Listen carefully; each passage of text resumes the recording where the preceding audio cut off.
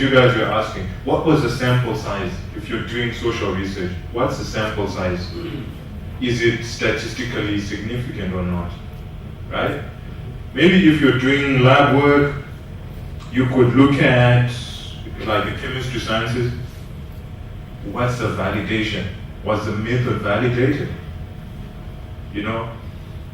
Validation is important because it means, can this method work each time you use it and give you the same result? Okay? So if, David, you do disease models on animals, but has it been validated? Do you know if you feed your rat or mouse this kind of diet, is it going to get fat all the time, obese?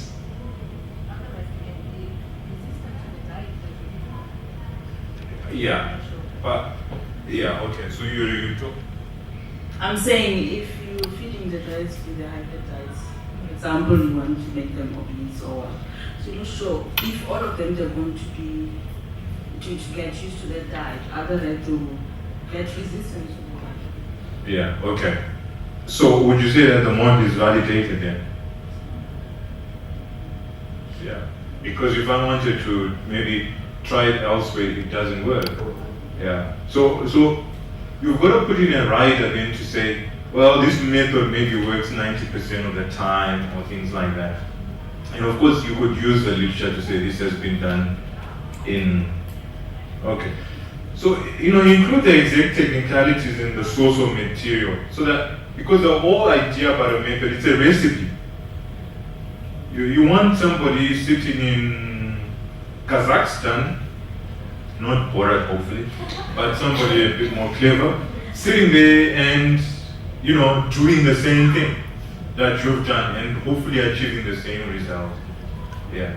So that's what. So it's a recipe, and when you write in a thesis, it should be as extensive as possible. But you should also have cite the literature. Where was it found? Where was it picked up? The source of material is important, like particularly in biological sciences. Like if you use, say, fetal bovine syrup in cell cultures, where was that? Is it from Botswana? Because they have lots of cattle there. And was it used previously? You know what I'm saying? If the method was developed using the Botswana FBS, then it's fine. But then if it was using, I don't know, one of the other vendors from the US, and then suddenly you're using Eifeld's FBS or Botswana FBS, you have to say it in a method that there was an adaptation or changes. Yeah. So justify, why are you using those methods? There are 101 methods you could use, but why choose those methods? And sometimes you have to ask yourself, what's the sensitivity of the method? Various things. So what this shows then is that you really need to read the literature, but particularly the methods. It's not just because, my professor said, let's use this method. And with the method, it's always written in past tense. And you should put the method that you used, not the method that's in the literature. If you made any changes, then you should note those changes and even justify why you made those changes. Sometimes you can do maybe an observation because you want to do a time extinction curve. But then maybe you decide, okay, you're not going to take the readings every 20 minutes. You're going to take the readings maybe every 50 minutes. You have to justify that. Or if the people at Promic, you're feeding your rats Celeste, and then you decide, okay, it's Easter. And I'm going to starve them for the next 3 days. And I think it's important to say, maybe you shouldn't say how you were on holiday, but at least you should say, well, we decided that we would starve them for a period of time. Yeah, because that in the end might make a difference. Results. Yes.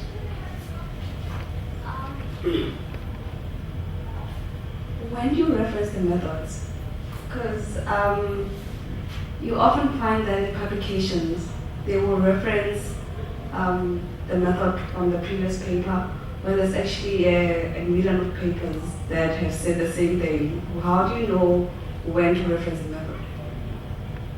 Yeah, you reference what you see.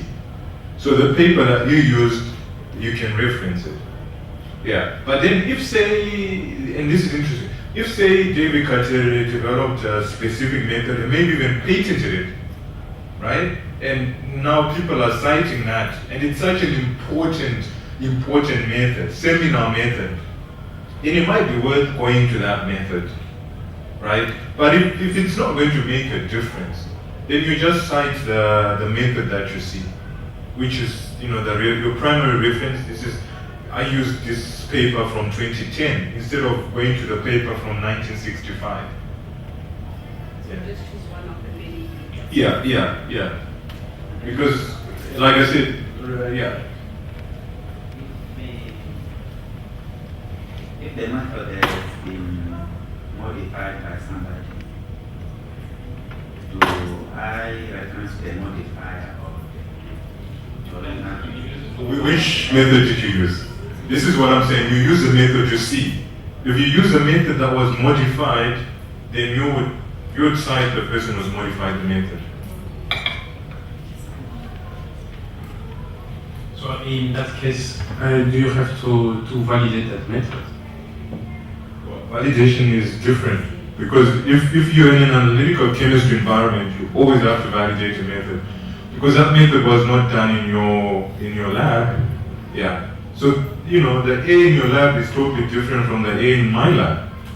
Yeah. So you always have, there's certain areas where you always need to validate methods to make, there's certain areas, certainly, like in analytical chemistry, you always need to validate the method because you want to know that it works. It's been done somewhere else, does it work here? The equipment is probably different as well.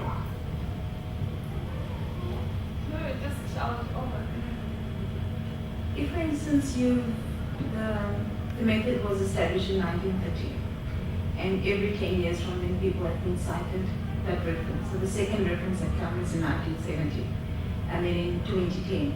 But in 2010, the authors just reference that method. When you write your thesis in 2011, do you reference 2010 or do you reference Which method did you use? the original method? So Even you though- actually see the original method. Yeah. You saw it. Yeah, From so 1930. even though the newer references just No, but reference it. which method did you use? The 2010 one. Wait a minute. The 2010 one, did it have modifications or it was No. exactly the same as It's 1930? exactly the same. Okay. Now, normally in papers, when they reference those, they will not even put everything in. They will say the method by Lisel from 1930 was used, and that's the end. So you can't then say you used Katere's method because Katere just said the method from 1930. So you probably then saw the 1930 paper, and that's what you reference. Yeah. But if I say, the method by Lisel 1930 was modified, and then I give detailed modifications, then you come along and you use my method, then you have to cite me. Yeah. The rule of thumb is that you always cite what you see. Yeah. And there's some people who will say the reference, the method by Katere et al. 2010. No, the method by Lisel et al. 1930 is cited by Katere et al. 2010. That is wrong. Because which method have you seen here? Because my interpretation of Lisel's method might be different from how Lisel intended it to be.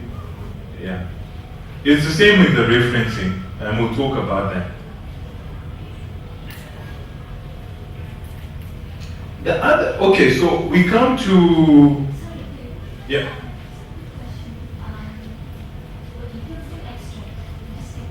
Yeah. In terms of the abstract, are you allowed to put references in the abstract or not? No. Okay. Okay. Imagine this, an abstract is really like a piece of paper that gets lost, right? So someone picks it up and reads and says, ooh, okay, interesting. But you cannot put a reference there because it doesn't mean, if you said Smith 2010, there are probably 20 million Smiths in the world.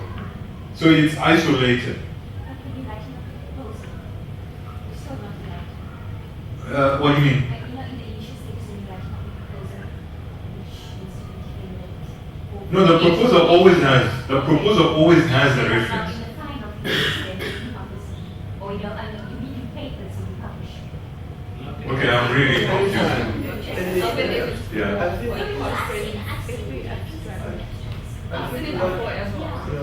But not in you see, when we're for conference abstracts, they will say you can put references, but then they also have a reference section.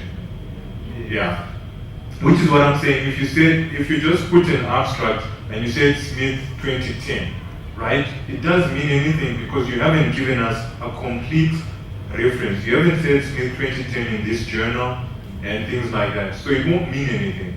So there are specific templates that conferences want because they publish the abstract as is, and they consider that a very prestigious thing to do. Yeah. But in general, just even in your thesis, you should not put references. Every time you put a reference, you should put a reference list at the end. Yeah. And I think one other reason why we don't put a reference on the abstract is because that's my original work. If I should reference anybody, it would be me. Yeah, because remember you have an introduction. And the introduction will probably be HIV causes AIDS. And Probably that's the Yeah. But the rest is me. Well, what about the methods? I use the method of Validations and stuff. yeah. Yeah. So I think the important thing, even in a business proposal, you put references and you put a reference section. Except in a business proposal, your references are become kind of, what do they call it, at the end of the page? Sorry? Footnotes.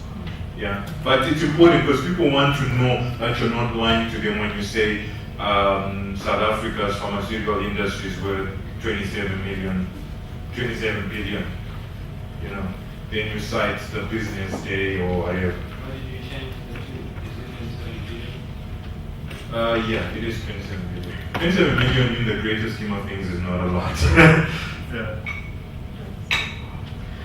What I wanted to ask is, with regards to the methodology, like say I work with kids a lot, so if I'm working on a kit and it already has a method, but I work through the method and it doesn't come out the way it says the kit should, so I work through it again and change probably incubation times and so on and so forth, then it comes out the way the kit says.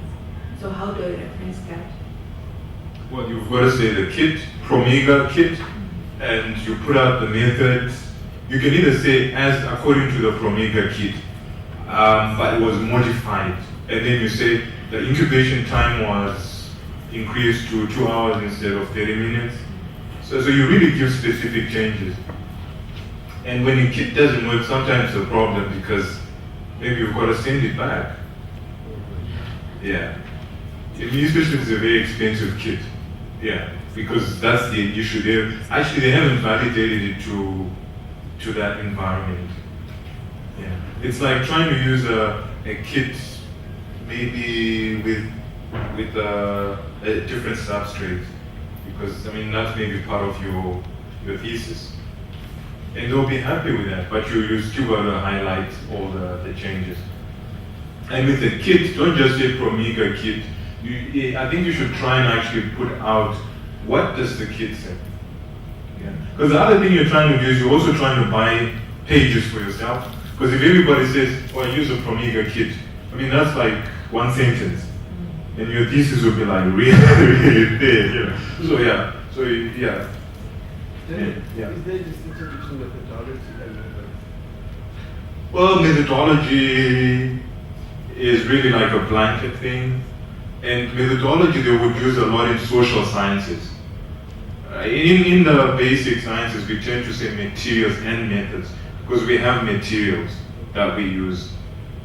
Whereas if you're, let's say, if you're out there doing social research on poverty alleviation in Khayelitsha, there really isn't any material that you use. You don't get any Promega kits or anything like that, yeah. So, yeah, okay. I want to know, like, when you at the method section, do you write materials and methods or experimental, or which ones is acceptable? You can do any of those. It just again depends on the template. Well, one of the things that you guys should do is you should go and look at pieces that were published in the department that you work. And then you look, like what I was saying, you look at the font type they use, because some universities are very specific.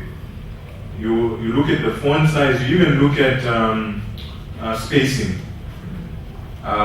Even the page layout. Yeah, like some of the universities want a specific, very, very specific type of layout. And also the use of certain words. Because sometimes when you say materials and methods, you could be talking about a lot of other things. But then when you say experimental, like in chemistry for instance, or when you say experimental, you're talking about, let's say, an instrument like NMR. You want to be able to say how was the instrument tuned. Yeah, if you look at natural products papers, they have materials and methods, but then they have what they call an experimental section. Yeah. So, very specific. Results. This is actually, for me, I find this the most important thing, because obviously there's no point in doing the study without getting the results and presenting them in the right format. The results are, you're actually rehashing the method but without repeating. Okay? One thing that you should always be aware of, again this goes to structure, is matching things. So you've got your objectives here. You've got your methods. This is what I would do. And you've got your results.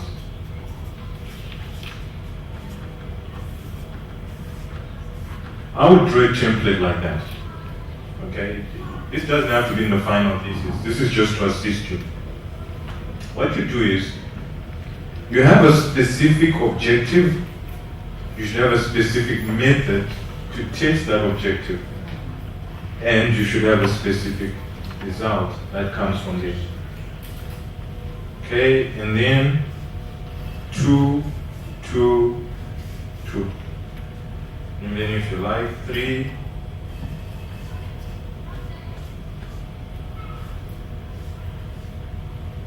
Okay? And now you know, if somebody says, did you achieve your objective? Yes, I achieved my objective because I tested it and I got a result. Okay? And I mean, that should motivate you really. So if you work through your list of objectives and you start populating this side, then you know, yeah, you're doing really good. And this also allows you to word your objectives properly, because from the methods, you will know how to word your objectives.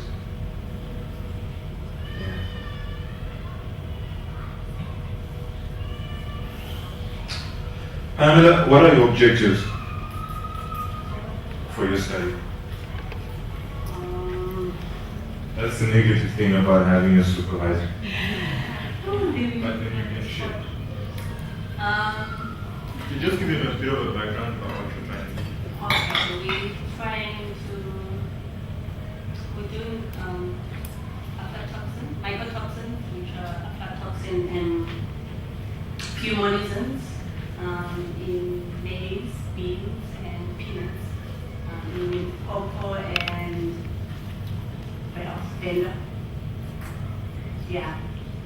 Oh, in You're Mpumalanga. sitting next to a vendor man, and the vendor man is just keep it quiet. Okay, in Mpumalanga. So we try to determine if we're trying to determine the aflatoxin and fumarisin in those grains which are stored, and we're trying to find out how they store those grains. So, and we're trying to find out if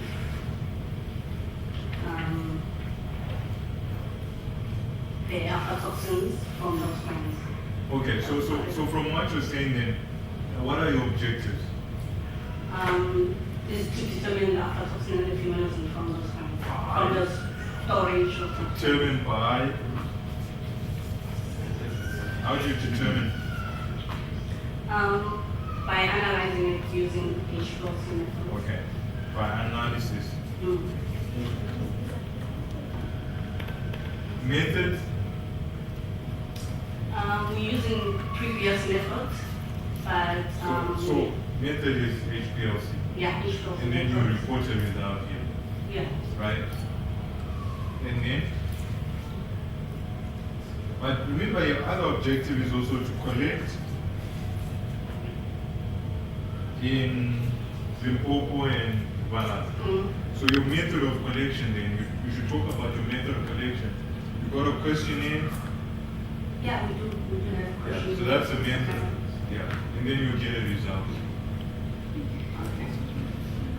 So don't be too focused on just, on just the determination or the investigation. Because going to the village and collecting is an objective. Yes, right. It actually costs more to do that.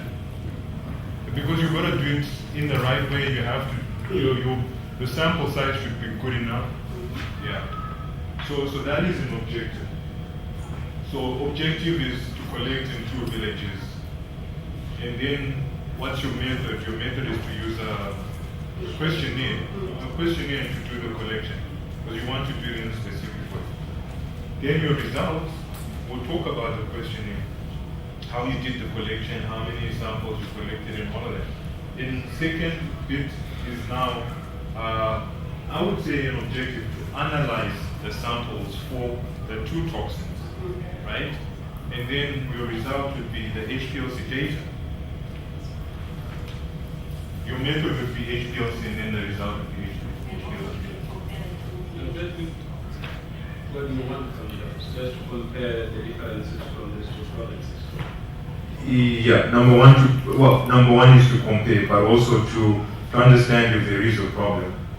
And out of all of this would be to look at, cultural practices which either reduce the problem or increase the problem. And because there are 2 different cultural areas, the idea is for the 2 to learn from each other in some way. Yeah.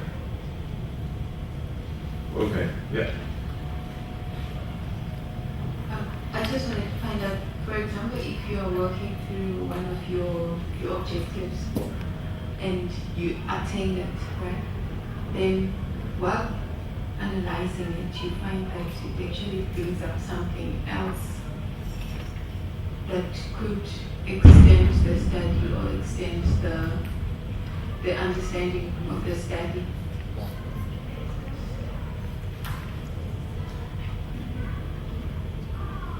It's not the nature of forces. It's a midday gun, right? Yeah. Yeah, so I don't know if you get my question. Is it fine if you put that into your objectives also, or you leave it? Well, okay, that's why we are all academics, because when you start doing something, you shouldn't be blind to the fact that it brings up more questions. Yeah, you could always put it into the objectives. That's a useful one. Or you kind of flag it in the discussion. You see, if you put in the objectives, then it means that you probably have to do the method, and then you have to report a result. Yeah, but if it's maybe something you you put in the recommendations to say, while I was doing this, I also saw that, and it's probably important to, to look at that area. Was another question? And But then how specific should your objectives be? Do they have to say, okay, I understand the prevalence of resistant marker was weak. If they have to say, my objectives are to analyze the resistant marker associated with drug A, and then my second objective is to analyze the resistance marker associated with drug B. Or should I go into detail by saying to analyze it by isolating its DNA and then, But you see, that is a method.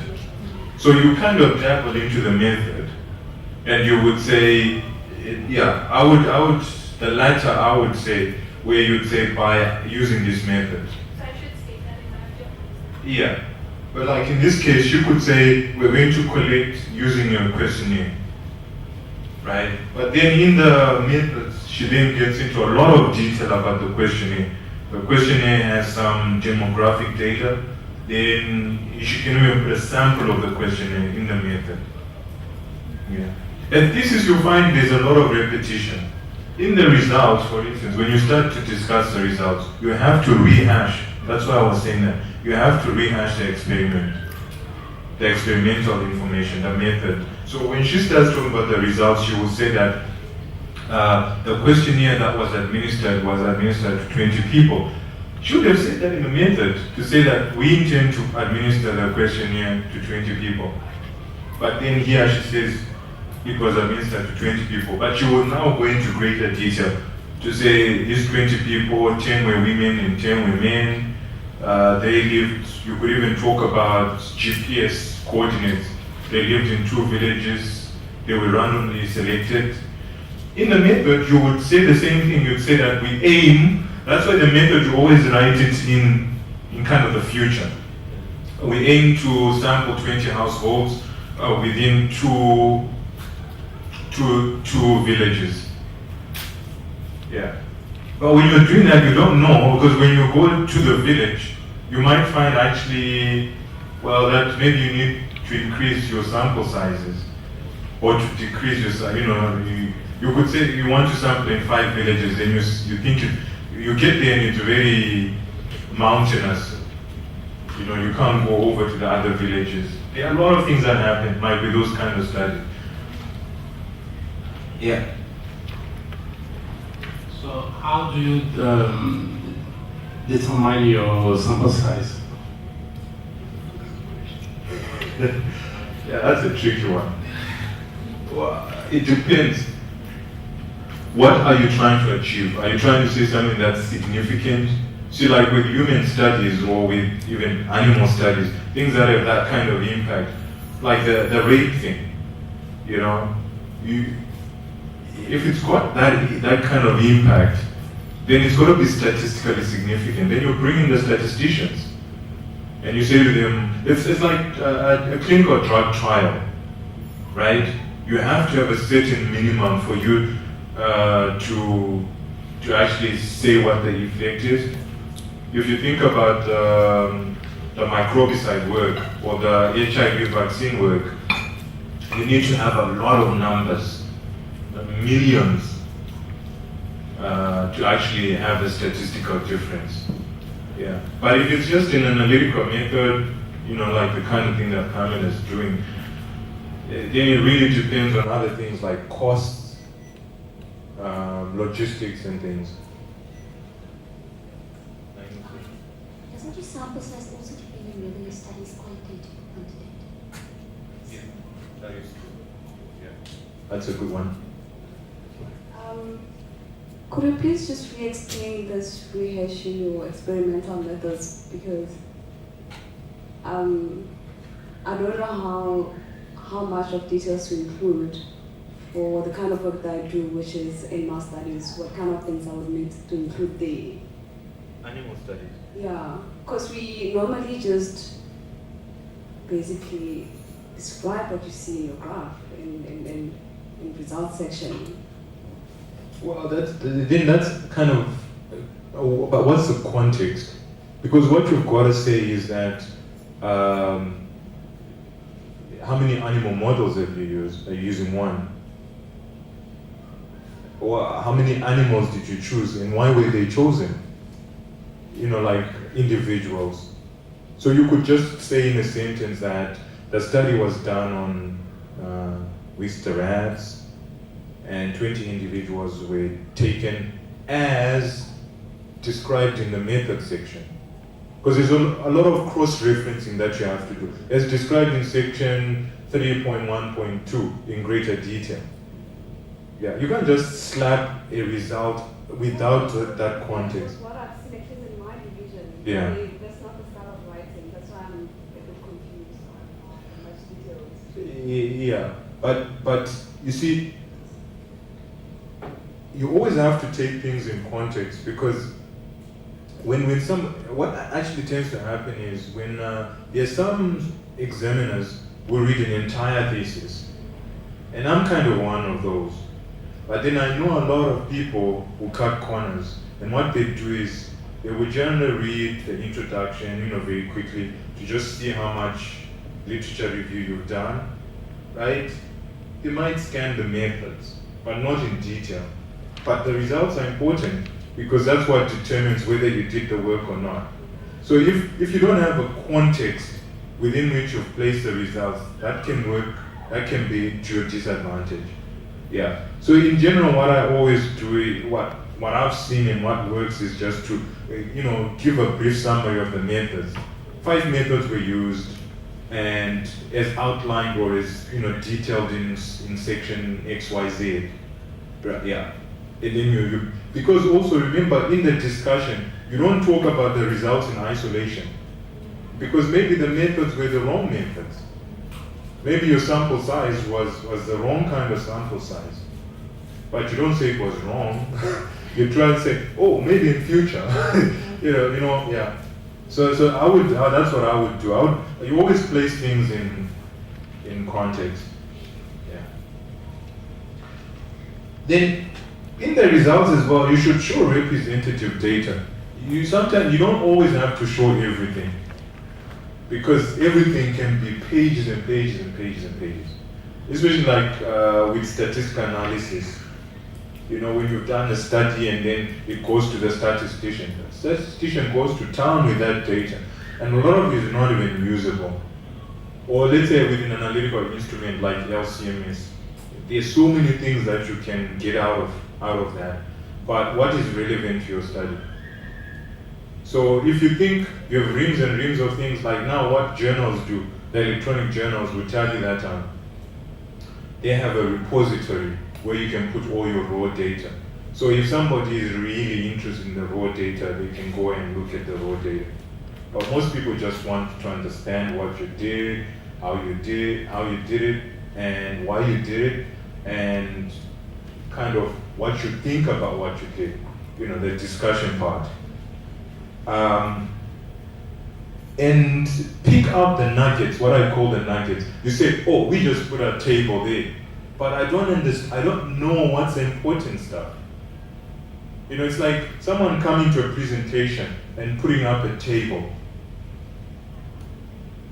What's the trend? These are the important things. What does the literature say about the trends? Is this data important? Is this finding important or is it not important? Yeah. That we'll touch on maybe in the discussion section just now. And avoid verbiage. There are people who just like to write and write or talk and talk without actually saying anything. Yeah. Avoid that, especially in the results. And then there are people who think, oh, my thesis is going to be very thin. So you know what I'm going to do? I'm going to put tables and tables and tables, and then I'm going to transform the table data into graphs and graphs and graphs. And I'm even going to have 3D graphs and bar charts and pie charts and all of that. And it's the same data. You again, structure. What is it that best represents my data? Okay. And these 3D graphs I don't understand. Because are you comparing 3 parameters? If you're comparing 3 parameters, then it's fine. But if you're comparing 2 parameters, why do you want a 3rd dimension? okay, like somebody says that the fool collects facts, the wise man selects them. Okay, so you find these rows and rows, pages and pages, and also structure is important. Don't find, if you find that you have a lot of empty pages in your thesis, there's something wrong. Okay, avoid empty pages, or a page where you have one small sentence at the top and then it's empty, or you're at a page with one table and then the rest is empty. Okay, because when you look at a newspaper, you never get that. So you should always try and, when you put a table on page 32, don't discuss that table in page 42. Okay? Because I find it, as an examiner, I find it really annoying having to go through and then I'm holding page 42 and then I'm going to page 32 and trying to, flipping like that. But isn't that what you need to do sometimes to avoid blank? No, what you need to do is to put a table and then write about the table. Yeah. So you always, you have to be computer savvy as well. Yeah. So how important is the order of your table and discussion of the table? Is it better to use the table first and then discuss it? Or this one's better with figures? Is it better to put an image of figure first and then discuss it, or discuss it and then Well, for me, I think it's better to put everything in context. So I would say that the results of this study are shown below. Then you put the table. Then you discuss the table. Because that's how life works. You can't just put a table and I don't know what that table is, and then you discuss it. And then this thing about people putting a table after table after table after table. And then, like I say, on page 42, then they say the results of this experiment are discussed above. Way above. Way above. Yeah. So you kind of, yeah. And I mean, examiners get really irritated. I mean, I should have brought you some theses actually for you guys to look at.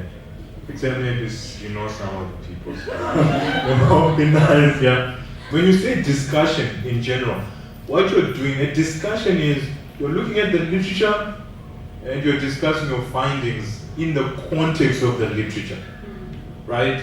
But you can't just put results as a table. You have to put those results in context and say, we found that there was a direct relationship between this and that. That's a good enough result. Then in your discussion, you can say, we found that there's a direct relationship between this and that. However, Katere et al. Found that there was no direct relationship. This may be because of X, Y, and Z. In this other paper, they found a direct relationship because this study was done in Kenya and this study is being done in Mozambique. You now start to look at your literature. That's why I was saying literature review is the first third and the last third. Yeah. So that is a discussion. You're now looking at up and down, what does this person say? What does that person say? What does my data say? And then you're interpreting the data. Yeah. So that you write in past tense because obviously it's something that you have done. Let us look at tables because this is something.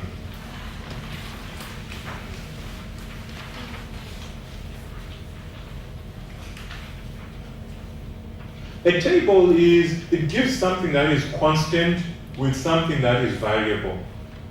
That's a table. Whereas a graph gives kind of two variables. Okay? Let me illustrate that.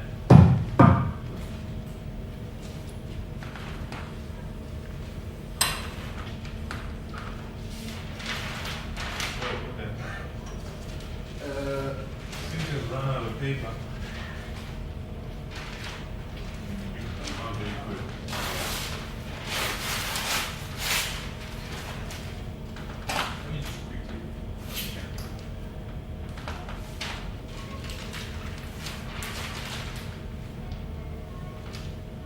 Okay. let me say that you're going to do a survey in South Africa about the use of, what do people like to use? Biltong. Let's say people eating biltong. So what you do is you start right at the top. Okay. So what I'm going to do is I'm going to go to vendor. Obviously, I have a title here which says location, right? And then I'll say biltong, and then I'll say Brewers. Okay, I go to vendor, then I work my way down to Pretoria. Some people will like is 20. Okay, then I come to Johannesburg, and then let's say I go to Bloemfontein, right? And then I find that in vendor, they should we say percentages or numbers? Doesn't matter. Let's say numbers. There are 6 people who eat biltong, and there are 20 Boerewors. In Pretoria, there's 16, and maybe there are 300. In Johannesburg, there are 2, and maybe there are 500. In the Free State, there are 501, and here there are maybe 4. Okay? It kind of makes more sense to present this as a table, because what you've got is you kind of have constant things. And then, okay, these you could call variables. Right? If you do it as a graph, you could. Because maybe it's got this, you could call these 2 variables. Yeah. But what I would do is that I would do 2 things. And I would find which one best represents what I want to say. Okay? The nice thing about a graph is that it's so stark. You can see distinct differences.